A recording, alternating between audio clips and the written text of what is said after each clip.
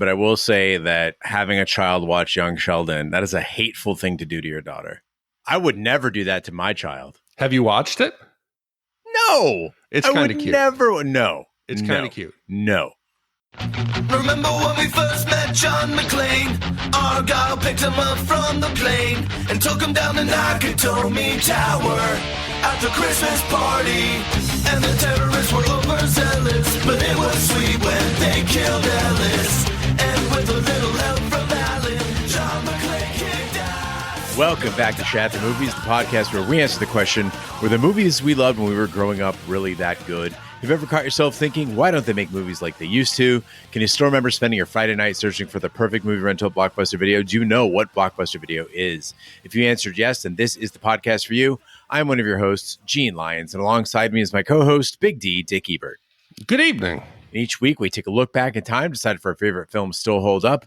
The movies we cover are chosen by you, the listeners, who generously commission the films you love. If you'd like to see all the movies we have covered, we'll cover one and choose one for yourself. Please visit shatpod.com and have a look. At the end of each podcast, we'll provide you, the audience, with the number of wipes each movie takes to get off your respective butts. So thank you so much for listening. If you have not already, hit that subscribe button and share with a friend. It's how we help the podcast grow.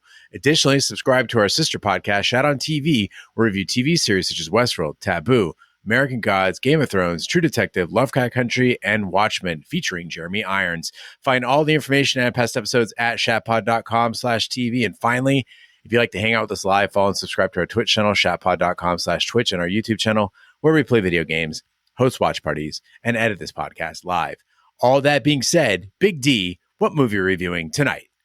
Well, Jim, before we get to tonight's movie, I always talk about how this podcast is almost like a living diary of our lives. It's moments in history, COVID, major milestones, our fertility battle with getting pregnant with Emma, things that have happened in our lives, births, deaths, a lot of moments. So this will be interesting. I almost want to see if people could tell a difference in you from the milestone. I don't know if is it still a secret, Gene? No, the word is out. Baby Lyons is here. And I was at the pediatrician's office today. And Big D, I went in my Adidas Sambas, Land's End shorts, a t-shirt, and a Diamondbacks baseball cap. Anybody who knows me knows that I would never go into a professional office to see a doctor dressed like that. But it felt right. And I told the receptionist at the front desk, hey, just so you know, this is not normally my thing, and I'm really sorry. I don't mean any disrespect dressing like this, but we had our hands full all day. Baby's only 4 days old, and she's needing a lot of things right now. And all she said back to me is, all you're missing is a pair of white New Balance. So I've officially entered my dad era. You're fucking dad mode, and it's great. And I had the conversation with you when it finally happened, and I said, I'm looking at this as going to be a fun ride. I've known pre-child Gene Lyons where you were like, I don't get kids. They're annoying. I don't get them. It was like a foreign, like an alien life form to you. You didn't understand them. You didn't understand motivation. You didn't even know how they would act. And to see you now go, I get it. And that when you held your daughter for the first time, you looked into her eyes and you understood it. This is going to be a lot of fun. Up until the final apex will be you and I sitting down and watching Father of the Bride and us crying together. The thing I've learned already in the 4 days is your kid at this age, at the newborn stage, they can be whatever you want them to be. So she's right now my late night drinking buddy. I'll hold her. We'll go stand in the yard and look at the stars and have a beer. I mean, I'll have a beer. And she just listens to me talk about whatever. And I keep reminding her that there are thousands of people out there who pay to hear this. And she's getting it for free. Lucky her. Straight from the source. It's like discovering a spring in a pristine mountain and having it all to yourself. I always think to the day that Emma, one day, if she's an adult and decides to sit down and listen to this, I think she would get a genuine, whole-rounded picture of who I was as a person, as a father, as a husband. So I really hope that one day our children sit down and listen to at least a couple episodes and find it somewhat entertaining. Yeah, or we're gonna really crush their impressions of us. What does she think of you? Like, what do you think Emma thinks of you? She said something to Vanessa recently where they were going into school and the principal said something like, "Oh, your dad, this and this and that." And she said, "Everybody likes my dad." And Vanessa was like, "Oh, true. great," or something like that. So yeah, right now, she's young enough to have a positive image of me. There's one umpire out there who doesn't like you, but everybody else, hopefully. Yeah. We'll see. Yeah. I know about 13 years old. She won't like me. Oh, she did give me the other day the I hate you or you don't love me thing. She was very, very mad. Very mad. Did she slam a door? Almost. She was going to school, and I came when I try to discipline her. I remove emotion from it. So it's not from anger. It's just very matter of fact. She didn't deal well with it. And she said, I hate you, I believe. She immediately regretted it, told Vanessa to pass on that she was sorry for it. But later in the day, she needed something from me. She had forgotten snacks for karate. So she called and said, I need snacks, Dad. I'm sorry. And I said, it's really hard for me to do this on a day where my daughter told me that she hates me. And she goes, I'm sorry. Didn't Mommy I said, yes. I said, Emma, I'm not mad at you, but I am hurt. And I will remember this. I did that and it devastated her. We had a conversation. We're good. And I said, no matter how much you say you hate me or whatever you do, I will always be there and love you. You're stuck with me. So. Well, to round out this conversation, Big D, or perhaps triangulate it, we have one more dad in the mix, which is our commissioner, John Worth, who is not a girl dad, though. He has a giant Asian boy. I don't even know where to go with that. That's how he describes his own son. I was over at his house and I was like, which one's your kid? And he goes, the giant one that looks Asian. And I looked in the kitchen and that is an apt description of his child. All right. Well, John W., who last week commissioned Airheads, comes back again with another classic, I'd say, John W. film. He always picks ones that are a little bit offbeat, likes to give us a challenge. So this week's film, the swords are plastic, the wigs are synthetic, and the stakes are non-existent. Think Lord of the Rings minus competence plus Spy Kids CGI times House of the Dragon on meth. It is the 2000 action fantasy film, Dungeons and Dragons. And John was kind enough to call in and tell us why he chose this very unique film to commission. Hey, boys. Dungeons and Dragons from 2000. I'd never seen this movie until today, and I heard it was terrible. It was disappointingly not as bad as I thought it would be. It was just real boring. Jeremy Irons chewing scenery, very interesting and funny, but we didn't get very much of that. Mostly just Damon Wayans being Jar Jar Binks and not funny. Other than that, I mean, there's really... I thought I would do this one because it would be a good episode. When you do bad movies, usually pretty funny. This one, there's just, I don't know. I didn't see that much to even comment on, honestly. Some of the costumes were all right. The CGI, oh God, was terrible. So bad. I mean, this movie looked like it should have been made in 1980, not 2000. It was just, it was not good. So I hope you guys enjoyed it. All right, Bates. See, I mean, a lot of times, Gene, commissions don't depend on the quality of the film, because sometimes what makes it on screen is not as entertaining as the stories behind the scene. I think of Highlander 2. That was a disaster of a film, but when you took into account what was going on behind the scenes with Christopher Lambert, the coked up stuntman, all I think the hyperinflation going on in South America, the cost of a kilo of cocaine, all important things that factored into a movie. I think tonight could be one of those films. And with John, you never know what you're going to get. I had never seen this. My exposure to Dungeons and Dragons, I never played the game, as much of a nerd as I was, but I did like the stand-up video game console, where 5 people could play, Gauntlet, where you'd have the little archer, you would have like the little, are they gnomes? What are they? They're the guys with the axes. You had a barbarian, you had an archer, you had a mage. A mage, but what's always the little guys with the axe? Like the dwarf? Dwarf. There was a dwarf in it. Yeah, so I knew that, and I was a huge fan of the Saturday morning cartoon Dungeons and Dragons, which is almost like Land of the Lost. You had the group of friends, they went on a roller coaster, some magical spell happens, they get sucked into the mystical world of Dungeons and Dragons by the little dungeon master, and they're trying to get their way back home. I fully expected this to be a group of friends somehow transported into a medieval magical setting was not that, and I should never have expected it to be that easy when John's involved. Coming into this episode, I felt a lot of pressure because John and I are former coworkers. He's a developer. I'm in marketing.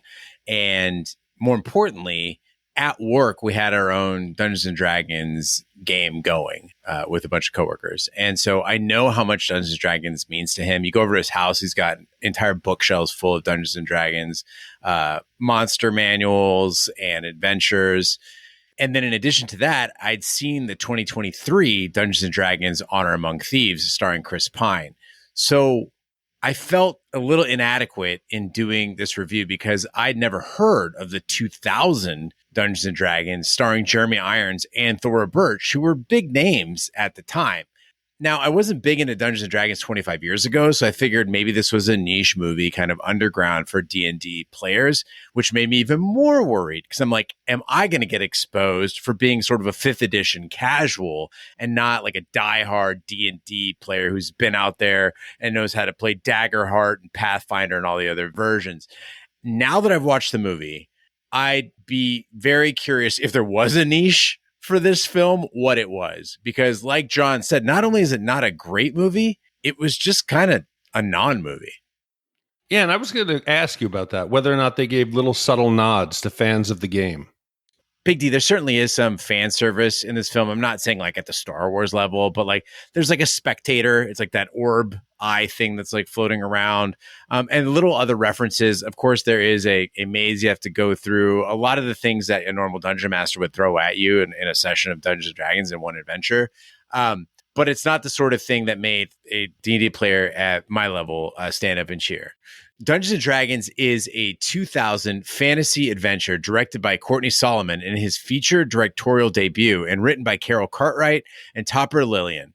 Based on the role-playing game of the same name, the plot follows an empress who wishes to get hold of a mythical rod that will help her fight an evil wizard. The film stars Justin Whalen, Marlon Wayans, Thora Birch, Zoe McClellan, Kristen Wilson, Lee Ehrenberg, Bruce Payne, and Jeremy Irons. Despite being a box office bomb and a critical failure, Dungeons & Dragons was followed by a made-for-TV sequel, Wrath of the Dragon God, in 2005. And a third film, The Book of Vile Darkness, was shot in 2011 and released direct-to-DVD in the United Kingdom on August 9th, 2012.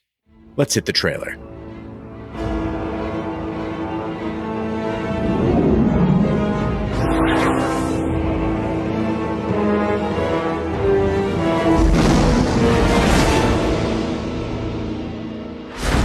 In a faraway world, All people deserve to be free and equal. The child is not fit to govern an empire. the forces of darkness. You can control dragons. With the dragon army at my command, I can crush the Empress. This has got to be some twisted magic experiment gone seriously wrong. Have threatened to conquer a kingdom. What can I do to stop Profion? If you can obtain the Rod of Savril, you could control red dragons. I suggest we lay low, let the whole thing blow over, come back, rob everybody. There's one small problem. Problem? I kind of committed us to find it. Let their blood rain from the sky! Trust me. I hate when you say that! Don't touch that! Kill them slowly. If you finish the maze, you win the prize. You'll have to do better than that. They must complete this task alone. You know, I love the way you track. I'll get Marina. You get the map. How you get the girl and I get a map? We gotta work out some new plans. I want them found. Do you really think you can steal my destiny? Be careful. You too.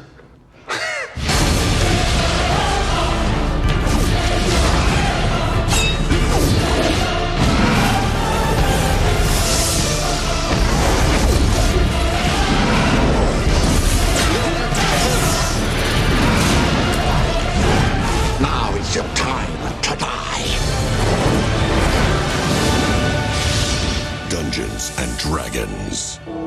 want to play, do you?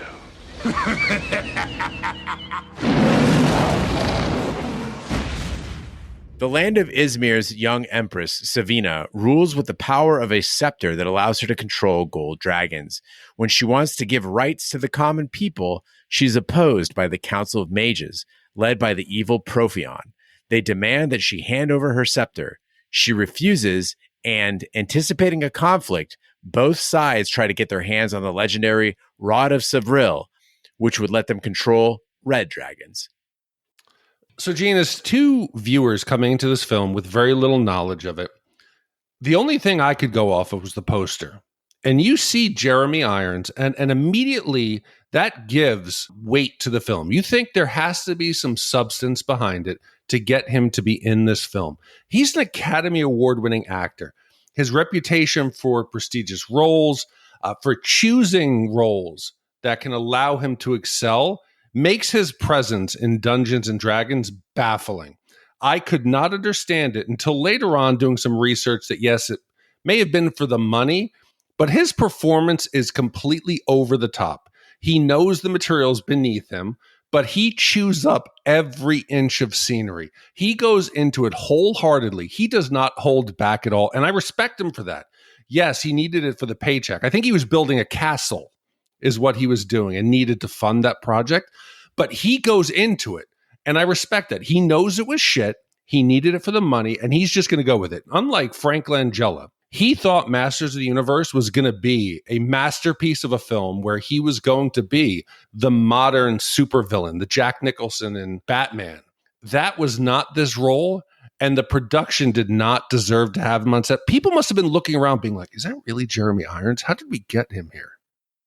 During Excalibur, I thought that Merlin really broke the mold of what we expect a mage to look like. He didn't have a huge beard or like a robe with a cloak over it. Jeremy Irons as Profion, he takes it a whole different direction. This is a very Ivy League looking mage. I feel like he had other things to do that day and decided to also show up and get his paycheck. I'd like to pose an alternative view, though. I think we're giving Jeremy Irons too much credit. Perhaps Dungeons and Dragons failed as a film, but succeeded as a litmus test for talent. I think this movie revealed Jeremy Irons as an overrated actor. He's better as like a Disney voice actor, as Scar, than a screen star.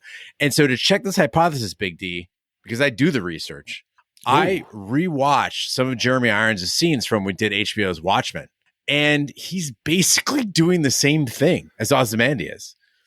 Well, you think about like Simon. I would hear Simon from Die Hard with a Vengeance, and then I would also hear Scar. Those are the only two things I could think of whenever I see him on screen. And he is out there, and it's almost as if he's been plucked from a different movie. And audiences came to this. You were a fan, other like fans of the game. You must have thought, okay, what do I need to check the box for these people? They're going to come in here. They want spells. They want monsters. They want adventures. They want to see scenes where they're getting what do they call them? The party, Gene, where they're assembling their team, where they go out and get like an archer. They'll get an elf. They'll get the mountain dwarf. They'll go get like all the different guys and put them together. You said you have not played Dungeons and Dragons, right? I have not. One of the funniest things that happens, and in some of the starter guides, they've like changed this up, but what it used to be, it would always be this. Okay, so there's going to be an adventure, right? Everyone does their character sheets ahead of time. So you fill out like, I'm going to be a half orc barbarian and I'm going to put my skill points in these areas. And this is my equipment loadout. This is my backstory. And I'm, chaotic good or whatever. And then they're always like, okay, so there's a tavern and you're all at the tavern. Now, how are you going to introduce yourselves to each other? And it's like the most awkward thing because there's no icebreakers, in 5th edition Dungeons and Dragons. Like, hey, everybody, tell me something about yourself. And so these new players always be like, hi, I am a level 1 barbarian half-orc. Like, who the fuck says this? This is a role-playing game. But anyway, Big D, that's how parties come together when things aren't going so well. In a skilled Dungeons and Dragons story, particularly with a good dungeon master, it's very fluid. There's reasons for people to be introduced into the party. I would not get that here. No, but you would hope to have some supernatural occurrence, some kind of Yes, in the beginning we get to meet the dragon, the mage, a little bit of that. But then it quickly changes, Gene, from what the fans want. They didn't come here. They want like a grand adventure, a quest. They don't want parliamentary debate.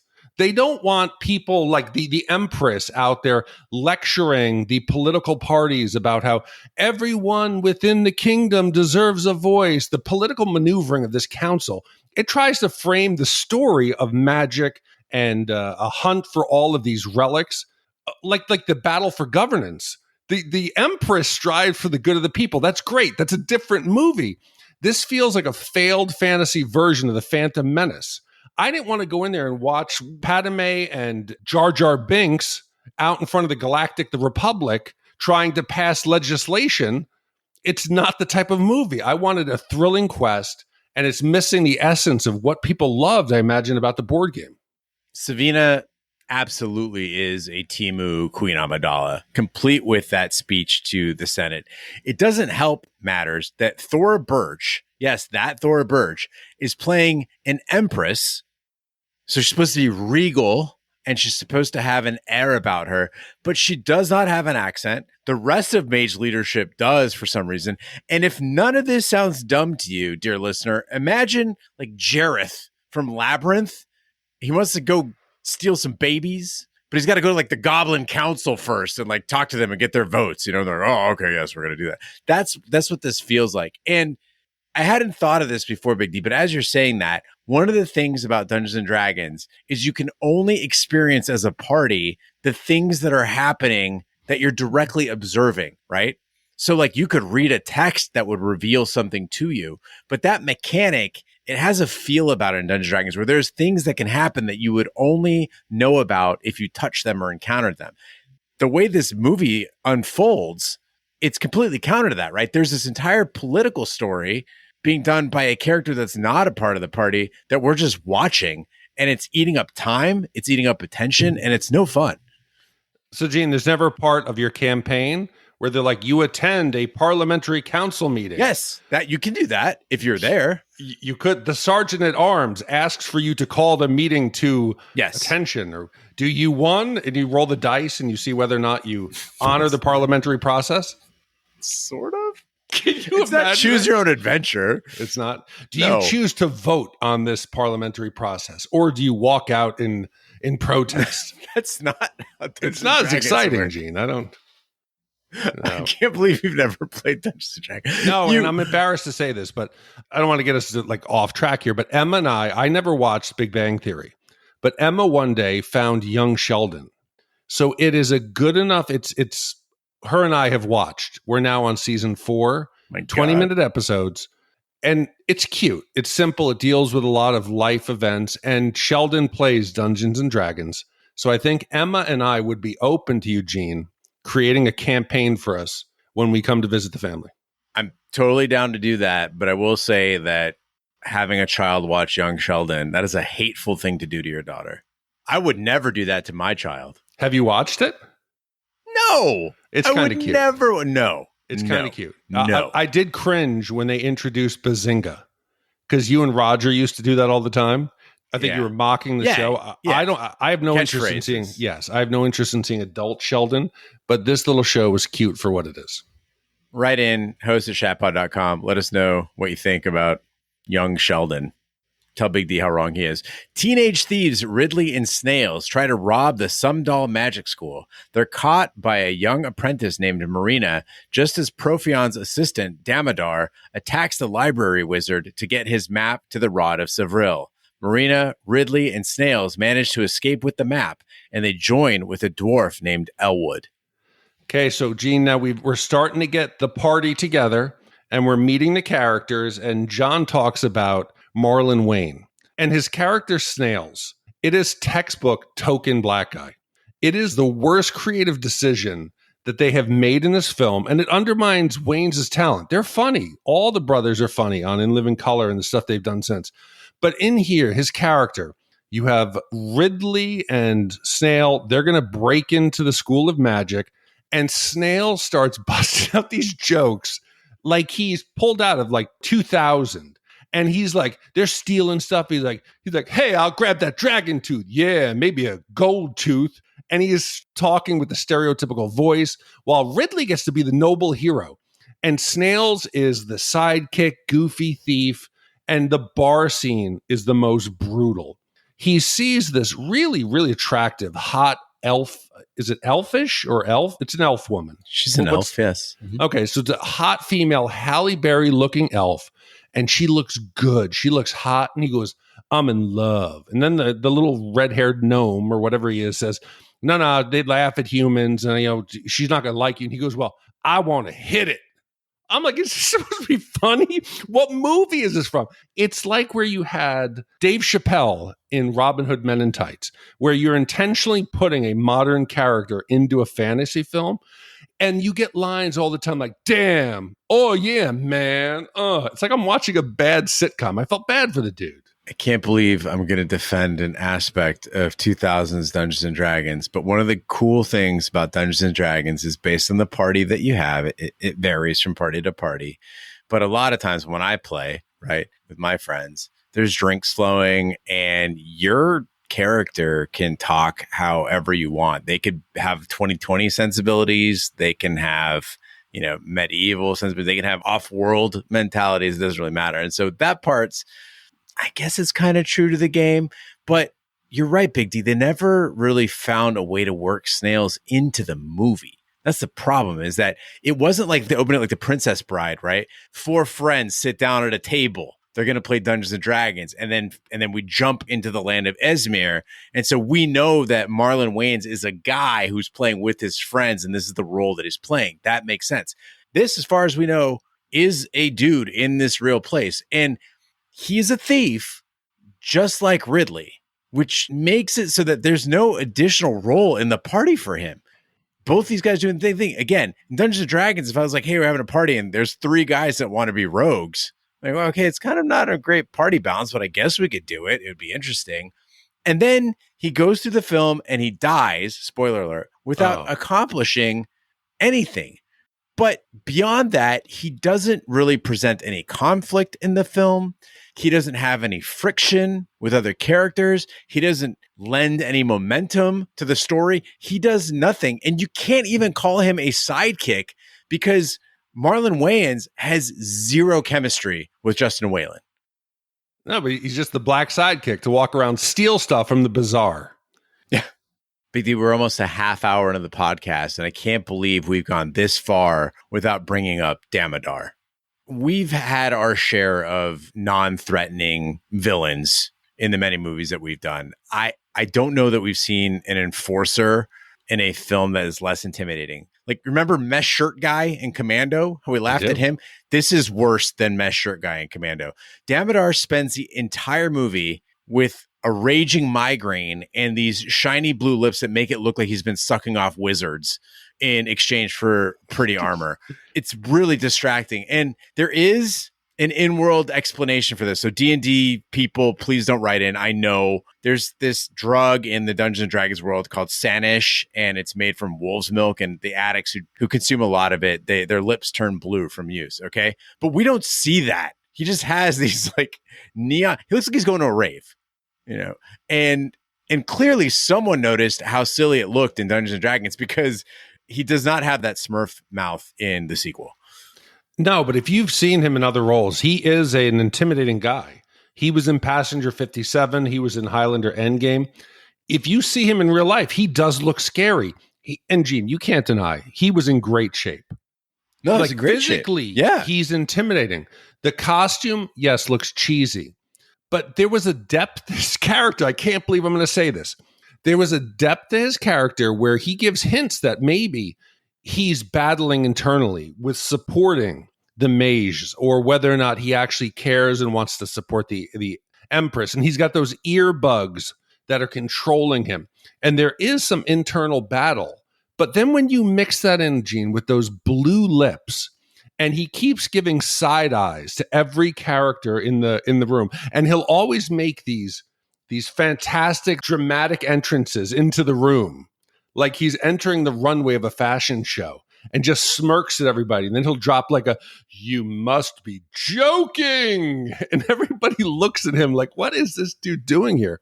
Yes, he's not scary, but I felt for him. He was in a set full of clowns and a set full of terrible sets and props. The man took it serious. He did not mail it in, Gene. You got to respect him for that. Sometimes I think it's better to mail it in, you know? I don't know. Bennett in Commando, the mesh shirt guy, he didn't work out for that role. No. He mailed that shit in. No. But he was just raw masculine energy, though. He didn't need it. He needed to lift weights. No, but I'll give it to Bruce Payne. At least Bruce Payne in real life, I'll bet you his friends gave him some big shit about being in this movie. Anytime he would try to act tough around them, they'd be like, go put your lipstick on.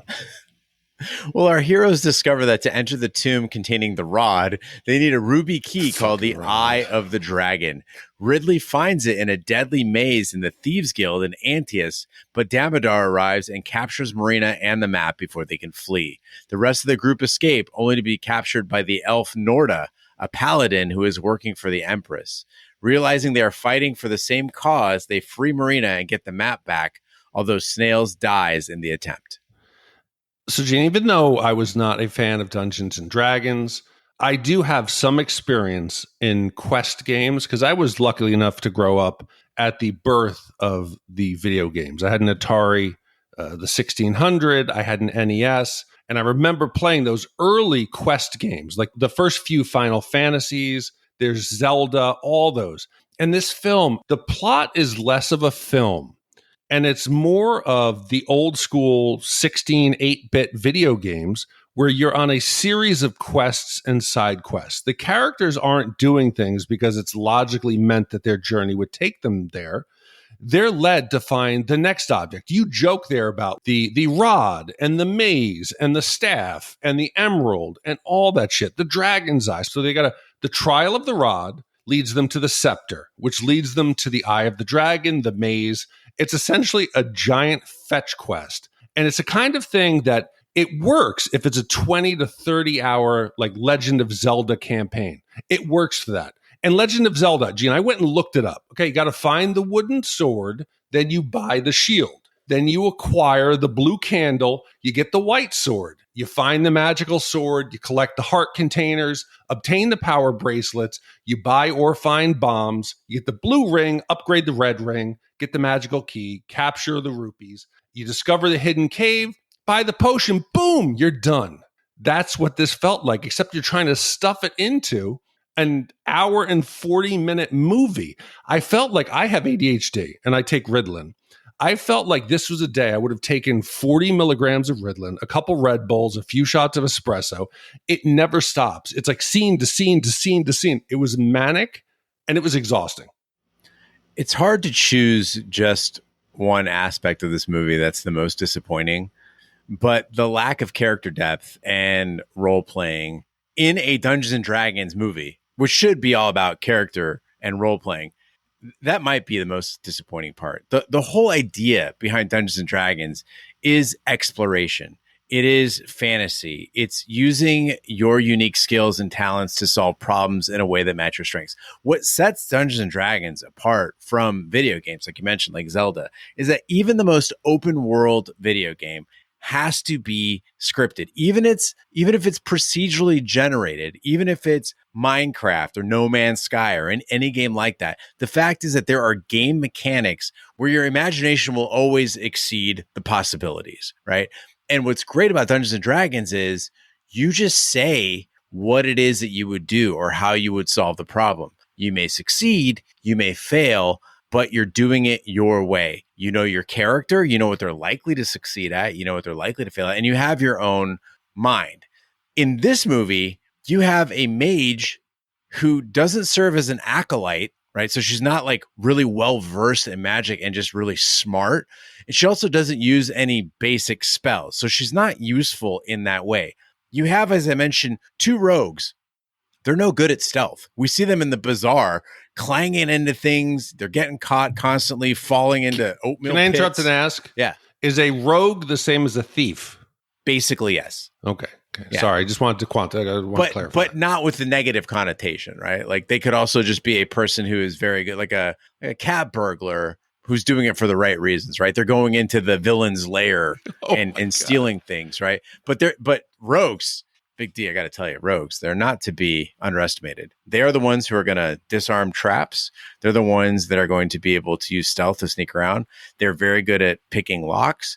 And they also have the ability to shoot from the shadows and do surprise attacks, which do a lot of damage, or dual wield and use two blades at the same time. They could probably track very well. No, that would be more of a ranger. What about perception? Perception and stealth are different schools. And they could probably like observe and get information. They set them into a bazaar. It's how you build. It's how you build your rogue. Is your rogue really gabby and chatty? Are they good at sleight of hand where they can like pick pockets? You know, they can build your rogue. But my point is, these guys didn't do any of that shit, right? One of them can sort of fight, I guess, like really does know how to use a sword, sort of. Your paladin, the elf, she acts more like a ranger. She's like tracking people down. She's cloaked. She's in the trees. A paladin's supposed to be all about muscle and persuasion, right? They're like a holy warrior. I wanted to see some rogues sneak around and outwit the enemy. I wanted to see the mage unlock some magical traps or use their abilities to decipher ancient texts. Give me something Dungeons and Dragons. The prime example, Big D, is the maze. We're presented with this maze. It's lorded over by Riff Raff from Rocky Horror Picture Show. And he's like, everyone who's ever done this has died, but you're going to go ahead and give it a shot if you want to get the eye, right? So we see Ridley go in there and we're like, how is he going to stealth his way or rogue his way or balance his way through this, outsmart it, whatever it is that he's going to do. And it turns out all it took was like jump, run, slash, and you could do it just fine. I want to know how shitty the guys were that came before him. Oh, especially that people can observe the maze from above. And it's been there for 15 years. You would have figured people could have looked and found a solution. But I felt bad for Ridley. I felt bad for the actor, like Justin Wayland. I could just think of Tom Cruise when he did Legend, right? It's this similar concept. If I had an agent, he was pitching me this story, I can imagine that they said, Justin, listen, think of Tom Cruise in Legend. This is going to be an epic adventure. It could be a sequel, Justin. Okay, this could be your career right here. You're going to play Ridley. It's going to be your big breakout role. They got big budget. Jeremy Irons is in it. Do you know what it would be like to learn from him? And this dude's probably telling his family, this is it. This is going to be my breakout role. I'm going to now become a big star. And on paper, he should work. You know, we talked about Brandon Fraser. Charisma. I think this kid's got some charisma. It's a thief turned hero. It's a fantasy epic. This should launch your career. He must have walked on set and looked around and said, fuck, this is like a bait and switch. It's like, looks like cosplay or Ren Fair paired with like some really bad CGI. This is not the big epic adventure you think it's going to be. But to his credit, the dude, he goes with it. He gives it all the energy he deserves. He Franklin jealous the shit out of this. And Snails' death. You talked about it, Gene. Snails, who has underdeveloped as a character, he gets killed by our blue-lipped villain and gets thrown off of like this castle. And it's hilarious. He flies off the castle and Ridley drops to his knees and pulls a William Dafoe from Platoon, hands in the air like, why? And the actor, he must have thought, this is going to be my Oscar moment. This is it. And in the end, it turned out to be the funniest scene in the whole movie. I think it gets even better, Big D, or worse, depending on how you look at it. When Ridley and Marina have their big kiss scene at the poor man's Tree of Souls in janky Rivendell, they're trying to act out some sort of like a star-crossed lovers dialogue, right? You got the commoner rogue, and you've got the elite mage, and they're not supposed to mix, but they found something in each other. I don't know what it is. We haven't observed it on screen. It hasn't been played out in this film, but they don't seem to actually come from different walks of life. It's like she lives down the street from him, basically.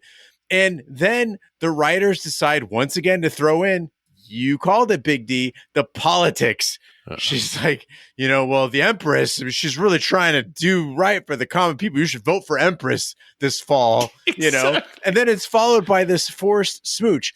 It's like neither actor nor the filmmakers remembered this is a fantasy film based on a role-playing game. What the fuck are you doing? Wish I knew. And I'm getting a little worked up. Maybe this scene was this is too personal for me, okay? Because once again, I can't believe I'm saying this about Dungeons and Dragons, but I can relate to Marina a little bit in this scene as she's trying to defend the Empress. Do I think politics should come into this movie? Not really, but I'm like, oh my God, that's what I sound like. This is me with AOC and with Bernie and with Biden and yes, even Kamala Harris trying to explain to my leftist friends why Democrats deserve their support besides being toothless, spineless, performative jackoffs, right? I have to say, no, King B, we don't need firing squads to pull billionaires out of their boardrooms. We need progressive policies carried forward by mainstream candidates who are doing their best while Profion tries to establish authoritarian rule under emergency powers and misinformation. And that's why King B probably goes home and is like, I just wanted to go shoot guns. Why is Gene Lyons preaching to me about what the Empress is trying to do? He's like, I don't want any of this. My favorite troll for him is he'll be up at like 1 a.m. and he's just posting like, we need to kill all the billionaires. We need to bring back the guillotine, posting everything. The internet is ruining us, blah, blah, blah. And I'll just message him and be like, hey, you need to call your friends back. You need to return your text messages from yesterday. You need to clean your house, go for a walk. Anything you could be doing other than posting shit online. Yeah, you're giving him mixed messages. You can't do that shit and then preach to him other times. You're probably responsible for his mental instability. I did get him to vote. No, a lack of medication is responsible for his mental instability. Yeah. You'd rather spend the money on firearms. It's because he needs a quest, Gene. You need to lay his life out like it's a quest. Yeah. It's a side quest for objects. King B, you shall now seek a 9-to-5 job. Your next quest will be to start and create a 401k. That will lead you to health care. You will then see your doctors, go to your proctologist, and get your checkup. Oh, God, I do need to do that. You got to do, especially you have a child now. But yes, you got to get King B on the side quest of life. Set him on the path. Give him a destination. I'm saying this earnestly with no irony and from the bottom of my heart, though. He wouldn't be our King B if he did all of that. Like, he's a national treasure in his own weird way. And I don't know. You imagine if like one day we just woke up, it'd be like It's a Wonderful Life, snap of fingers and the King B's just a different guy. It's like, well, I drove my Toyota Sienna to my CPA job today. And, oh man, Costco sale on mixed nuts. No, but I think he is our dude. He's our Big Lebowski. Yeah, he's our Jeff Lebowski. He is. Well, moving right along, the good guys get the Rod of Sevril, although Damodar takes it from them and gives it to Profion. He and the other mages fight against the Empress with dragons on both sides until Ridley kills Damodar and gets the Rod of Sevril back from Profion. Marina encourages Ridley to use the rod to bring Profion down, but Ridley, realizing the rod's power will corrupt him, refuses and destroys it. Then the Empress has a gold dragon kill Profion. So, Gene, I think you mentioned earlier that this film had a $45 million budget. I need to clarify and to share some of the information I learned behind the scenes that will make this film make a little more sense, right? So you hear a $45 million budget. That is not completely true. There was some wonky financing that the producer and the director had done to secure a large portion of the funds. So they went out and got investors through foreign pre-sales and equity deals and specific effects houses and went through and did some under-the-table deals where they got less money up front and they traded some cash for equities. So even though you hear $45 million, they only got $35 million for the final budget, and only $21 million of that was in cash. The rest of it was made up of deferred payments for the special effects companies, actors, including Jeremy Irons, who reportedly wanted money for his castle renovations. So they wrote that into the contract. So now keep that in mind when I go into my complaint about a major moment in this film that should have been epic. After all of this buildup of side quests and finding artifacts and rods and elves and mazes and all this shit, right? It's built up to the apex is the Rod of Seville. And it is a massive letdown. Instead of looking for like a powerful artifact, like you think Indiana Jones, when they find the Well of Souls, the Ark, they find something that's like, it's, oh my God, look at this. It's impressive. You see what the quest was about and you're in awe. This artifact, I'm not underselling this. This is supposed to be like this epic staff that can control red dragons. Instead, it looks like it is an arts and crafts project that I did by going to the dollar store. It is the red bulb, like a Christmas ornament, almost hot glued onto a bent stick with glitter and some garland wrapped around it. There is no sense of majesty in this piece of it looks like a kid's toy. And the story hinges on this object and the epic adventure they had taken to find it. And the underwhelming performance and the appearance of this, we get to this, and instead of being like, yes, this is the moment, I said, what the fuck is that? I can't imagine being on set and seeing them bring this prop out. It looked like it was made 30 minutes before they rolled cameras. There's no excuse for this. Let's not even talk about the mystery that he had to solve. He walks into a cave. He's got the eye. He walks up to a door. There is the face of the dragon on the door with a missing eye. He puts it into the eye. Again, in a real Dungeons & Dragons game, you got to figure out how the fuck to crack this puzzle. That's part of the fun. But Big D, did you expect anything different from this movie? Elwood's axe looks like he borrowed it from Gwar. The thing is clearly foam. The swords are all cartoonishly large and flimsy.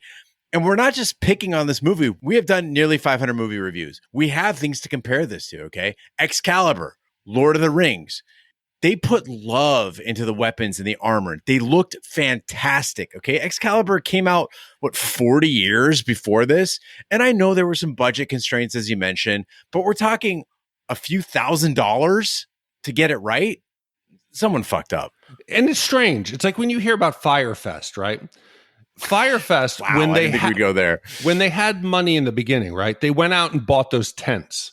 They went out and bought some of the stage equipment. So you can see as money became more scarce later on, like the mattresses, the lockers, the food, the bars, all that stuff suffered. Here in the beginning, Gene, some of the leather work looks phenomenal. Some of the outfits, the costumes, the uniforms, as they're walking through the town. I'm looking at the details on some of the uniforms and some of there was a lot of love and care put into it. But then when it comes to the important shit, they were out of money. And the perfect example is this final gigantic assault on the city or whatever it is. It's the climactic battle. I don't know why. And maybe I thought I'd fallen asleep. You've got now the gold staff, which the Empress has, which controls the gold dragons. You have the new Christmas ball red one that he found in the cave with the gold, all the treasure. They now summons all of these dragons that are attacking the towers, and it is a visual catastrophe. I like to equate it to the game of Myst. Those who remember the early days of photorealistic video games, it looks like a cutscene from Myst. It is stiff. It is unnatural. There is no moment where I thought these dragons are alive. And then the mages don't help it. They all go out onto the balcony of these towers, and they're shooting these nondescript glowing light balls out of their hands. And it's artificial. It's terrible. The way it is set up and created and composited against the screen, it's supposed to be awe-inspiring. We're supposed to be thinking even something that was like as much of a travesty as the final battle over King's Landing. This is an abomination of a film. How did anyone who had invested in the creators get to this final moment and say, this is the right way to go? Instead of saying, let's scale it back, do something simple, practical. We can't put this on screen. It's hard to believe that The Matrix predates Dungeons and Dragons. And John kind of alluded to how behind the times this movie was for the CGI that we saw. The Matrix came out nearly 2 years before Dungeons and Dragons, and it looks light years ahead in technology. Not perfect. I mean, we talked about it in our Matrix review. Go check it out. That there were things that didn't look perfect, but certainly better than this. And I get it. Dragons, they're hard to animate, but nobody said hey, Dungeons and Dragons, you have to stage a dragon battle in the skies over a city with mages firing giant light balls at them, right?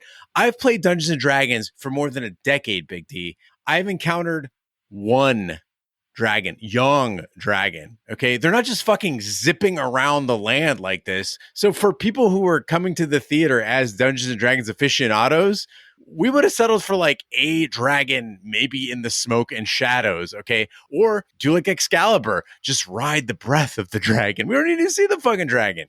But to give Dungeons and Dragons some credit, at least they got their dragons right. Unlike Game of Thrones, those are not dragons. What's not dragons? The dragons in Game of Thrones are not dragons. What's the difference? They're wyvern. Dragons have arms and legs.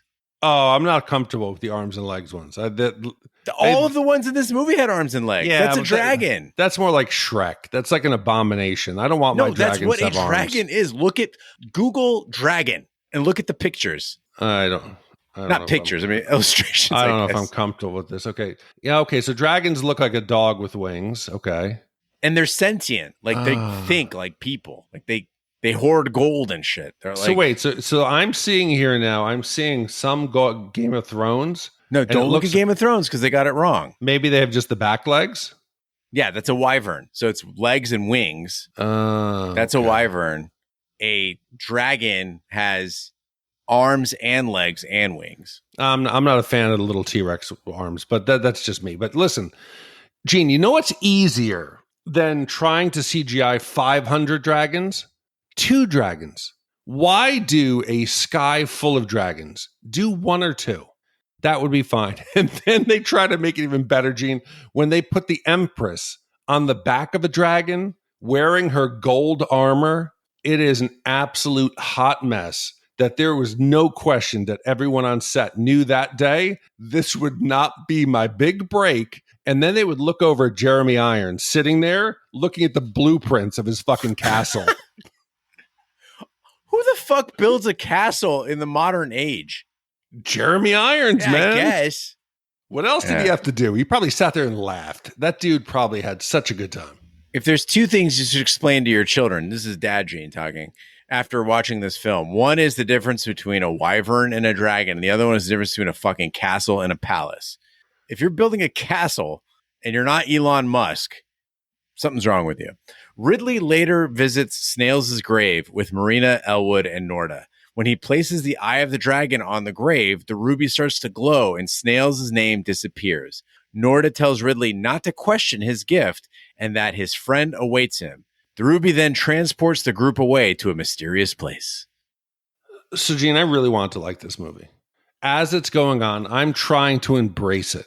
I'm trying to find the camp. I'm trying to find the willow of this film to see how could this be a positive film that I would want to share with people and watch. And I'm struggling until I see our wonderful, as we're meeting all the characters, you've mentioned her before. It is the black elf warrior standout. And she comes out in her like blue eyes and her ornate armor, and she's beautiful. Looks like a young Halle Berry, and her chest plate is very sexually suggestive. It looks like Val Kilmer's Batman suit in Batman Forever with the nipples. It is very erotic. It is striking, and her eyes. She looks like she could have been in one of the Lord of the Rings films. She's beautiful. She's stunning. She's got those eyes. There's something about her. The costume design, maybe, but she deserved far better than this. I wanted to find out what she was doing. She was mysterious. She was on a different level. She deserved much better than this, and she kept me engaged. For those who've not seen this movie, this is the lady from Dr. Dolittle. I think that's what I know her from. Yes, Betty she was Murphy, in Dr. Dolittle. Yes, yeah. And like all of them, right? But it got me to think of Big D. Have you ever seen a not hot elf? My elf experience is very limited. Yeah, I did not see like the Rings of Power on Amazon Prime, but I don't know of many. I just know Steven Tyler's daughter. Didn't she play one in Lord of the Rings? She was Arwen. Yeah, I think male. Yeah. I don't want to. Male elves to me seem more attractive than the female. This is the first one that I was like, wow. Wait, like Hugo Weaving? Hey, he's as kind of, Elrond? you know what? The legend had the little sprite. Yeah. The sprites are cute. Yeah. So sprites and elves, Sprites and elves are different, though. Oh, Jesus. Is this like a fucking dragon and I can't get the classifications done.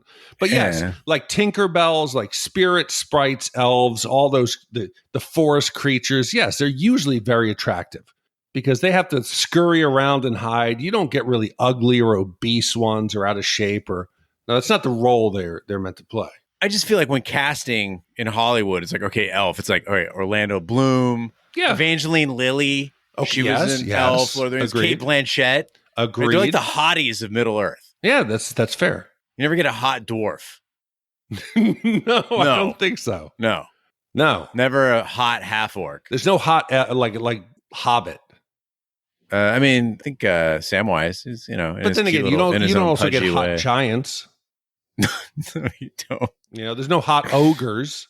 So it's a very limited role you can play if you want to be hot in the fantasy realm. There is a lot of Baldur's Gate 3 porn on the internet, though, where there's like some like half orcs banging, and it's not bad. For research purposes, if you want to share that with me, I would. Yeah, just for background on the film, I'd like to see that. Tieflings also quite sexy. If you like a lady like with red with horns, tieflings. For the to learn, for full background, to be well versed in everything within the genre, I'd be interested to see that. They run hot. So Big D finally we come to the end of the film, and it's the big moment where we're going to celebrate the victory of good over evil. Thor Birch is victorious. And when we reviewed Star Wars Return of the Jedi and the abomination that is the special edition and the ending of that film, right? A chief complaint was that celebration scene at the end. Yub Nub, the original ending, that's fine. We didn't need to see a galactic party and a Gungan fiesta. Dungeons and Dragons, it went a different direction that was profoundly worse than even the special edition ending of Return of the Jedi. They play the sounds of the celebration, but they filmed the entire scene in a cemetery where our heroes are bidding this insanely melodramatic adieu to a character that nobody liked. This is like if we had a funeral for Jar Jar, okay? It is clearly, Jar Jar didn't die, right? Well, no. not that we're aware, not that we know of. Okay, yeah. It's clearly a cost-cutting measure. It's intended to be this gut punch, sad scene that instead was just making me pray for the movie to end. They ran out of ideas. But dude, he didn't die in that final battle. It doesn't make sense that they're mourning him right there. He died like 5 days before that battle. Right. In that battle, you had hundreds of thousands of probably common folk who died from all the dragons falling from the sky in that battle. It would have been an absolute apocalypse in that city.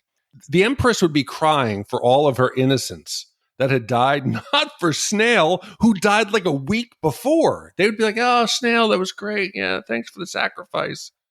And then I got super confused because Ridley puts the eye of the dragon on Snail's grave, and Norda's like, your friend awaits you.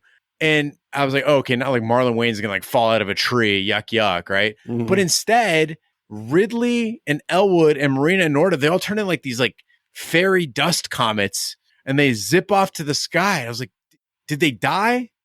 Like, are they all dead? Are they going to see him in the spirit realm? What the hell just happened? I don't know. I thought maybe it was like a Jar Jar being a Sith Lord, like the secret. Like there is that fanfic rumor, that Jar Jar Binks was actually a Sith Lord.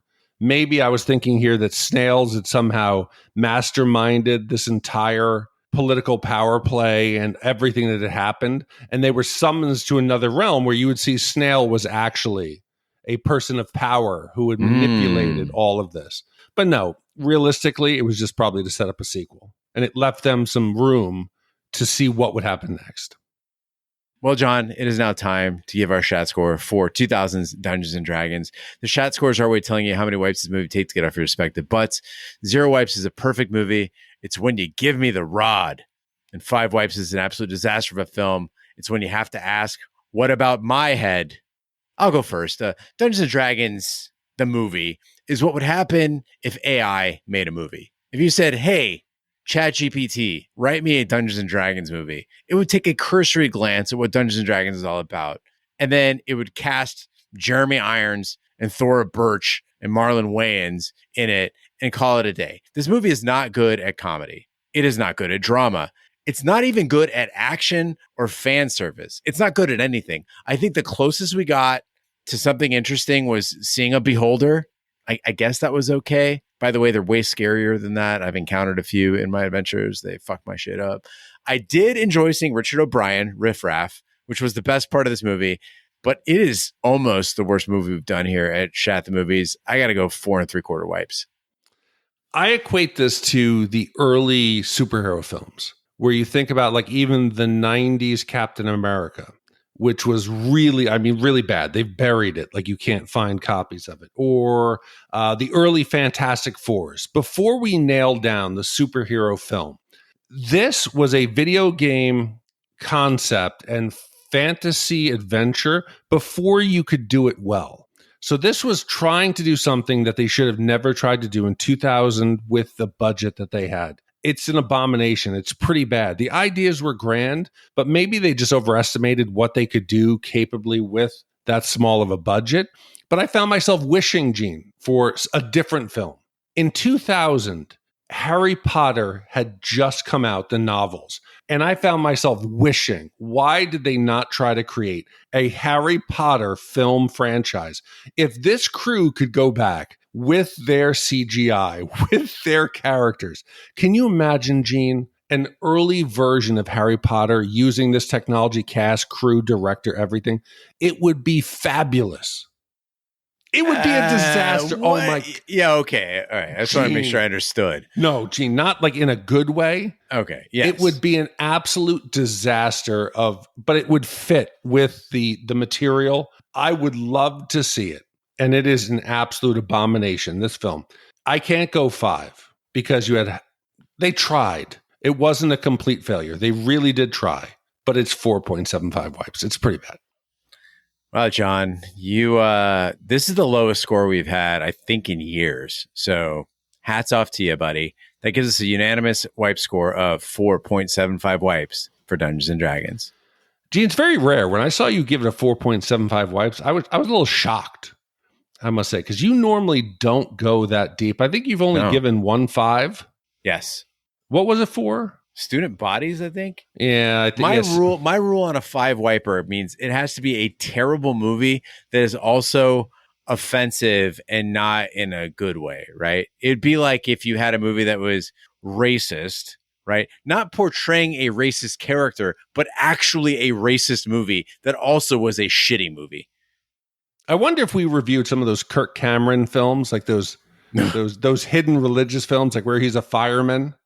Yeah. And he somehow is like touched by God. I think something like that might be a 5 wiper for you. I mean, maybe, but again, it'd have to be cruel in and of itself. Okay. I don't know. If not just cruel, stupid. But Gene, the 4.75 wipes, I know ties this in like the rare section, the very basement of Shat the Movies. In the 374 spot, it's tied with movies that are right in line with this. Krull, Mortal Kombat Annihilation, Alan Quatermain and the Lost City of Gold, and Tequila Sunrise, surprisingly. The only films that are worse, Student Bodies, In the Mouth of Madness, Speed 2 Cruise Control, and Willow. Yeah, I mean... Willow's better than this. Willow is better than this, yeah. It's definitely better than this. The difference, I think, was that Willow had Ron Howell at the helm. It had incredible star power. It had the marketing that went behind it. This Dungeons and Dragons, I mean, it's a failure, but it didn't have as much going for it as Willow did. And people don't hold it in high regard. This is the first time. I mean, just as evidence, John, the commissioner, who is a Dungeons and Dragons nut, had never seen this Dungeons and Dragons movie. It gives you an idea of how under the radar it was.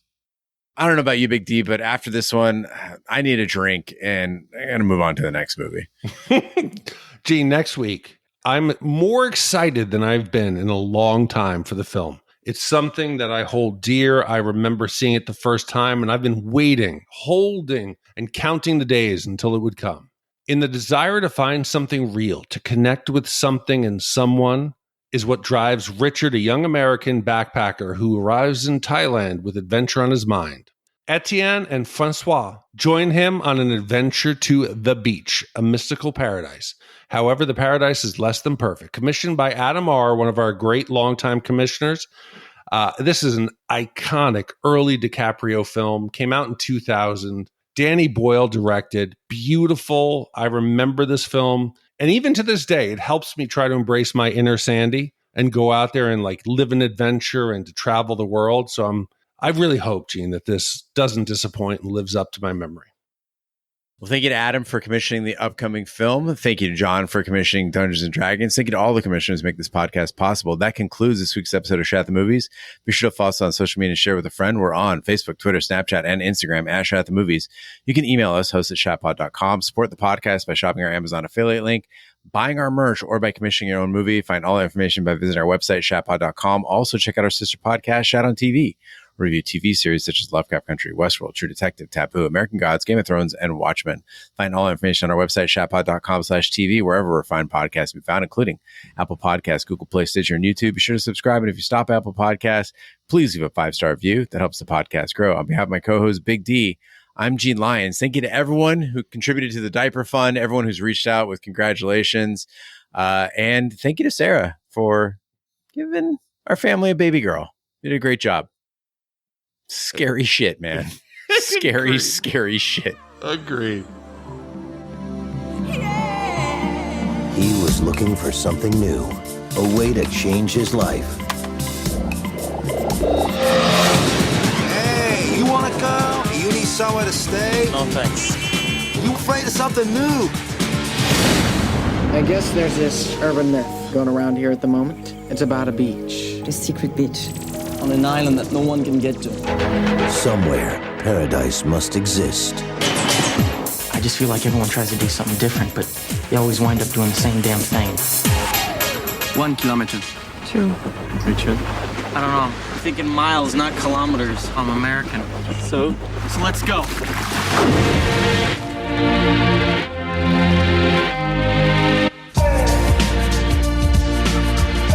On a hidden island. We have so much here to inspire us.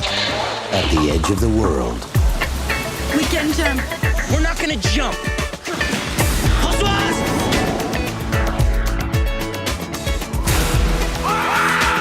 They found all they ever wanted.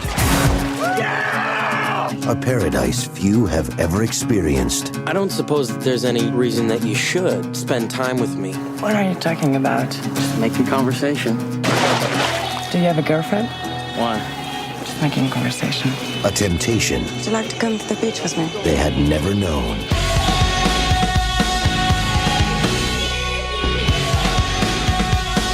And a secret no one ever escaped.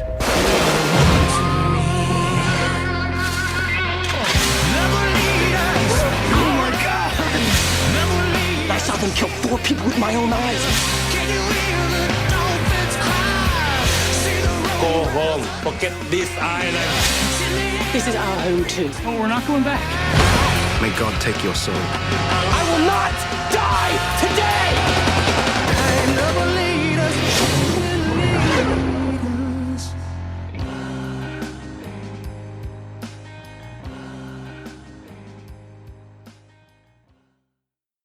Do you think John had a Big D moment, or did he not know that wasn't Damon Wayans? Do you think he knows there's a set of brothers? He doesn't know his Wayanses. Okay. No way. No, he doesn't think all black people look alike like you. Okay. He just doesn't know his Wayans brothers.